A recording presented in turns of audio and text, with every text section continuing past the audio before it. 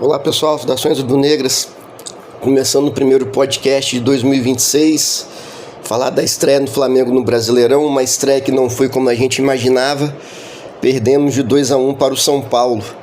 Mas esse tipo do jogo de ontem é o jogo que você tem que parar, respirar e contar até 10 para tentar ver o que realmente aconteceu nesse jogo, né?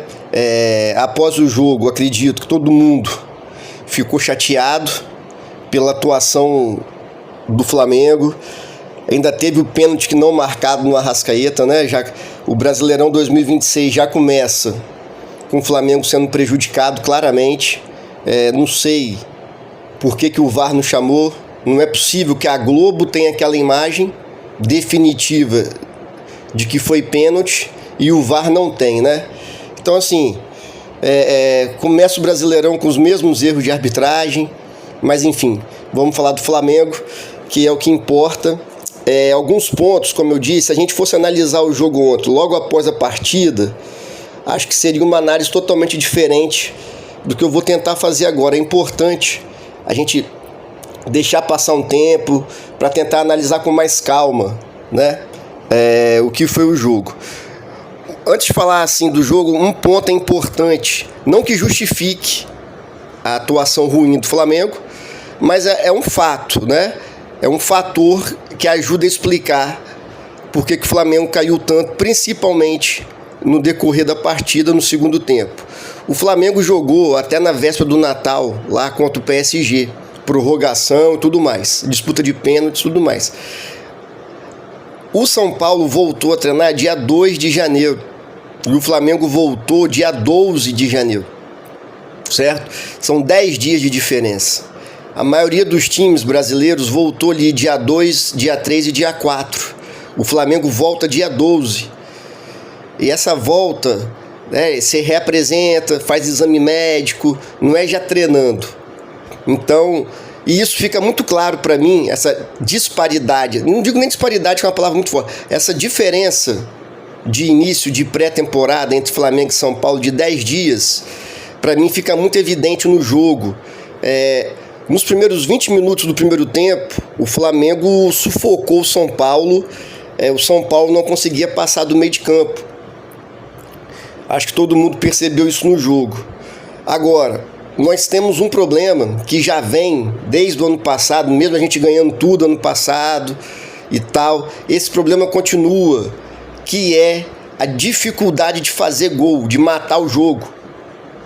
Nos primeiros 20 minutos, o Flamengo poderia ter feito 2-0. O Carrascal, numa bela jogada do Cebolinha, que está jogando bem esse início de temporada, o Pedro sai da área, puxa a marcação, o Carrascal faz a diagonal, o Cebolinha acha o passe, jogada perfeita. O Carrascal cara a cara com o goleiro sozinho, ainda tinha o Pedro um pouco mais atrás também, sozinho ele pega e faz uma finalização que não existe, assim. Foi um negócio bizarro. Aquele 1-0 no início do jogo já baixaria a bola do São Paulo. O São Paulo já não dá pra ganhar do Flamengo, não. Depois tem o lance do Plata, sozinho na área, dentro da pequena área, chuta de direita, ele não quis chutar, a bola ficou para trás do corpo dele, o zagueiro tirou para escanteio. Fora o volume de jogo do Flamengo, que nesses primeiros 20 minutos foi o que a gente estava acostumado ano passado. Sufocando o adversário, marcação alta encaixada, o adversário não consegue sair jogando, tira a bola para frente, a gente pega essa segunda bola e continua sufocando o adversário. Porém, tem que fazer os gols quando tem a chance. O brasileiro é isso aí, o Brasileirão é isso aí mesmo. Não criou chance, ficou com a bola, não conseguiu fazer gol, vai ser castigado. Certo? Então, assim, precisa melhorar a capacidade de fazer gol. Não dá para perder os gols que perdeu. Precisa também melhorar esse último passe. O Flamengo ficou com a bola em determinado momento do primeiro tempo, grande parte do primeiro tempo, 73% da bola estava com a gente. Mas a gente sempre erra aquele último passe, o último drible, o chute sempre não, né? Na maioria das vezes desvia no zagueiro e sai.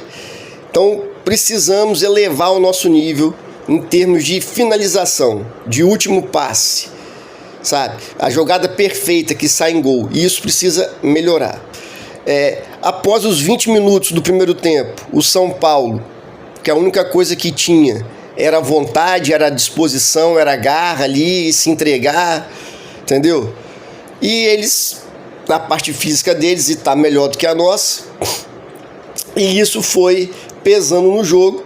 O Flamengo não conseguia mais, né, fazer transição rápida para atacar, e nem quando perdia a bola conseguia recompor a linha de 4 do meio de campo, que é característica do time do Felipe Luiz. Joga com 2 volantes, os 2 jogadores que estão jogando aberto recompõem a linha de 4 com o Pedro, e no caso ontem o Carrascal fechando também esse meio. Só que com o passar do jogo, o Flamengo não conseguiu devido, né, a início de temporada, poucos dias de treinamento, o desgaste físico foi grande, o gramado do Morumbi estava alto, como foi reclamação dos jogadores, então o desgaste é maior ainda, certo?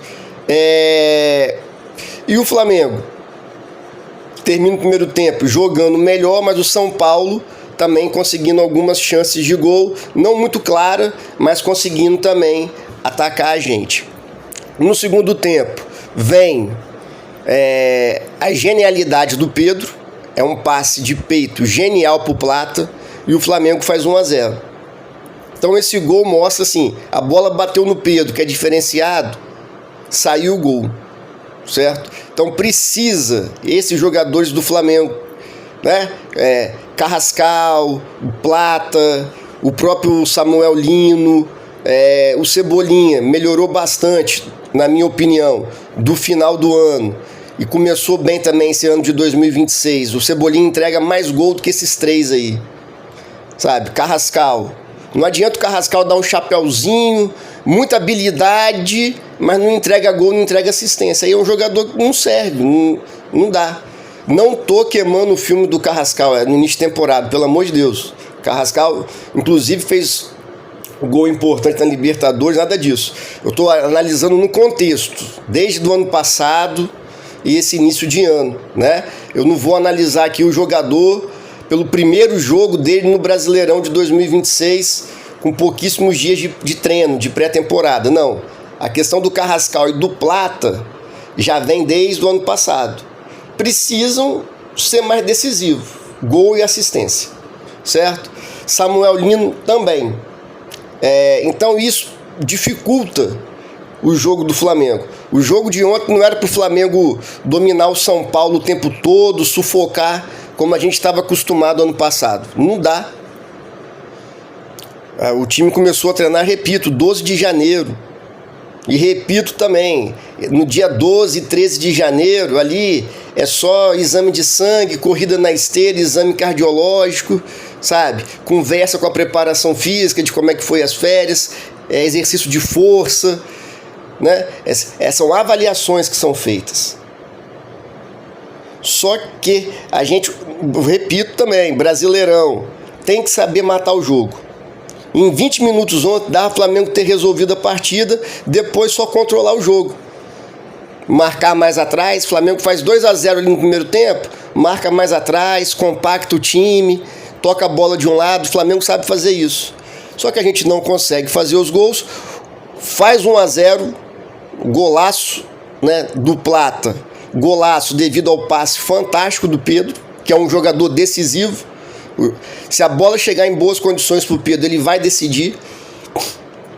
Só que a gente faz 1-0, não, na minha visão hoje, com mais calma, né? Como eu já disse no início, se eu fosse gravar esse episódio ontem, logo após o jogo, a análise seria provavelmente bem diferente. Hoje, com mais calma, refletindo, vendo os lances do jogo, consigo aqui fazer uma análise com mais calma. O Flamengo, então, faz 1-0, mas não tem perna. O São Paulo consegue roubar a bola da gente muito fácil. O Flamengo perdia a bola muito fácil ali, sabe? Principalmente o Plata. A bola batia no pé dele e caía pro São Paulo. E esse jogo em que o Flamengo perde a bola com facilidade cansa mais a gente, é óbvio. Se o Flamengo conseguisse, depois do 1-0, ficar mais tempo com a bola, o time ia descansar. Você cansa muito mais tendo que correr atrás do adversário, perdeu a bola no meio de campo ou no ataque, tendo que voltar, né, para recompor a defesa. Tudo isso vai matando o time fisicamente. E foi o que aconteceu. O São Paulo faz o primeiro gol. Eu tava vendo aqui em casa, até comentei, falei, antes do gol sair, até o cara cruzou, falei, ele nem olhou para a área, o rapaz do São Paulo que cruzou, e sai um cruzamento perfeito. O Luciano empata o jogo, cabeceia entre o Léo Pereira e o Alexandro, mas eu não consigo culpar nenhum dos dois, porque o cruzamento foi perfeito, velho. Cruzamento é o primeiro cruzamento que eu vejo que o cara consegue acertar sem olhar para quem ele vai cruzar, assim. Ele abaixou a cabeça e no replay, se você reparar com atenção, a bola ainda dá uma quicadinha assim. A chance dele isolar a bola era grande, mas aí sai tudo certo. E o São Paulo empata.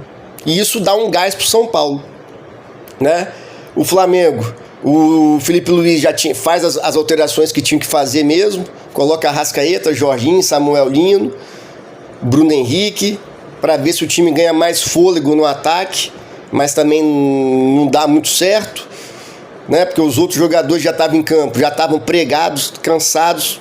Então, para fazer essa bola chegar no ataque também não conseguia. Samuel Lino, aí também não é uma análise apenas dos minutos que ele jogou ontem, desde o ano passado. Não sei o que acontece, realmente não sei, mas parece que não consegue jogar, sabe? O Cebolinha voltou a jogar bem e o Samuel Lino tá naquela nhaca ainda, tá? Então é difícil. O Bruno Henrique entrega disposição, correria, mas, né, tá em declínio técnico, infelizmente. Acho que não dá pra gente contar assim, com o Bruno Henrique de titular esse ano. Ano passado ajudou bem, mas como eu falei, correndo, se entregando. Mas enfim, as substituições também não conseguem trazer de volta o domínio do jogo pro Flamengo.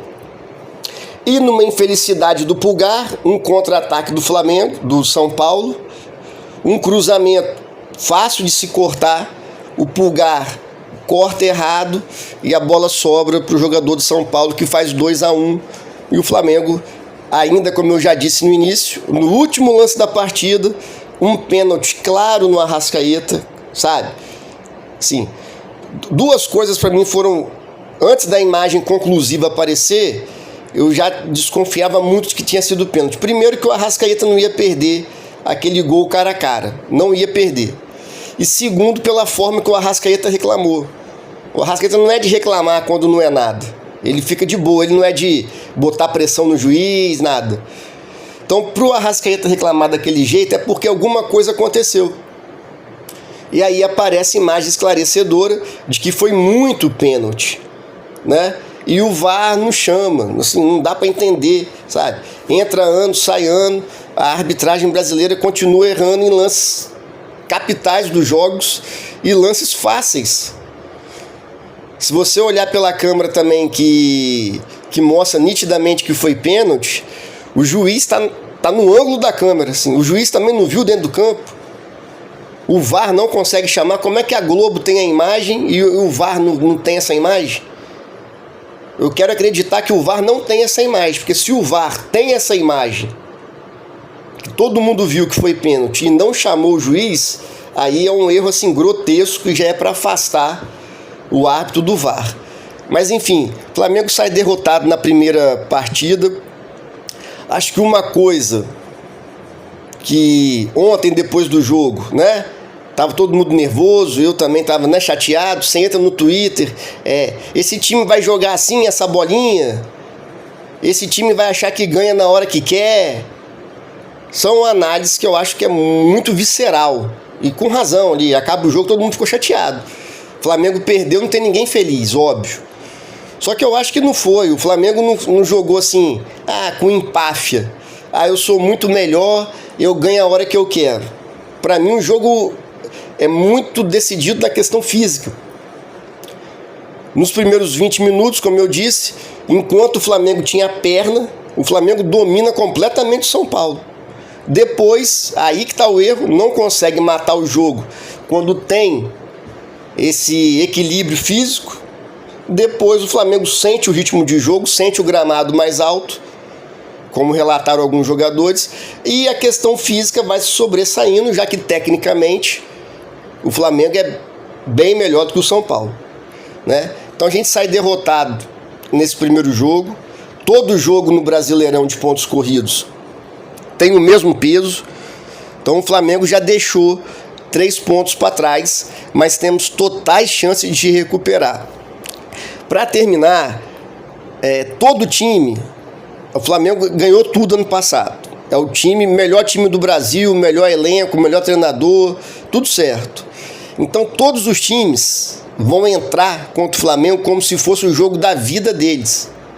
O São Paulo está em crise, ou estava em crise, né? Salário atrasado, muito mal no Campeonato Paulista, lá atrás. Então, eles se uniram para jogar tudo contra o Flamengo.